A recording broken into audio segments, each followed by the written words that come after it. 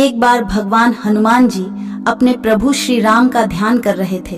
तभी शनिदेव हनुमान जी के पास आते हैं और कहते हैं कि मैं आपको सावधान करने आया हूँ कि कृष्ण लीला के समापन के बाद कलयुग का प्रारंभ हो चुका है। इस कलयुग में देवता धरती पर नहीं रह सकते, क्योंकि जो भी धरती पर है उस पर मेरी 7.5 का असर होगा। इसलिए आप पर भी इसका प्रभाव प्रारंभ होने वाला है।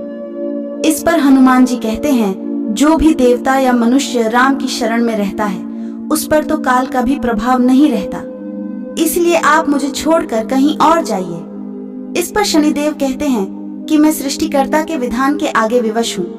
आपके ऊपर मेरी 7.5 अभी से प्रभावी हो रही है, इसलिए आज और अभी मैं शरीर पर आ रहा हूँ, इसे कोई टाल नहीं सकता।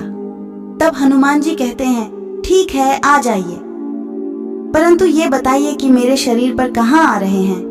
तो इस पर शनिदेव बड़े गर्व से कहते हैं कि 2.5 साल आपके सिर पर बैठकर आपकी बुद्धि को विचलित करूंगा, अगले 2.5 साल पेट में रहकर आपके शरीर को अस्वस्थ करूंगा और अंतिम 2.5 साल पैर पर रहकर आपको भटकाता रहूंगा। इतना कहकर शनिदेव हनुमान जी के माथे पर बैठ गए। माथे पर बैठते ही हनुमान जी को खुजली आई तो उन्होंने एक पर्वत उठाकर अपने माथे पर रख लिया।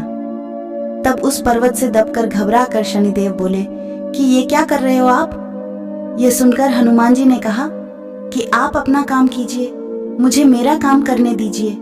मैं अपने स्वभाव से विवश हूँ, मैं इसी प्रकार खुजली मिटाता हूँ। ऐसा कहकर हनुमान जी एक और पर्वत अपने सिर पर रख लेते हैं, जिससे शनिदेव और दब जाते हैं और हैरान परेशान होकर कहते हैं, आप इन पर्वतों को उतारिए, मैं समझौता करने के लिए तैयार हूँ। हनुमान जी कुछ नहीं सुनते हैं और तीसरा बड़ा पर्वत उठाकर अपने सिर पर रख देते हैं। इस बोझ से शनिदेव चिल्लाने लगते हैं और कहते हैं, मुझे छोड़ दो, मैं आपके कभी नजदीक भी नहीं आऊंगा। लेकिन फिर भी हनुमान जी उनकी पुकार को अनसुना करके चौथा पर्वत रख देते हैं। तब शनिदेव त्राहिमाम त्राहिमाम करते हुए हनुमान जी से प्रार्थना करते हैं, मैं आप तो क्या, आपके भक्तों के भी समीप कभी नहीं आऊंगा, कृपया कर मुझे छोड़ दें। यह सुनकर हनुमान जी शनिदेव को पीड़ा से मुक्त कर देते हैं।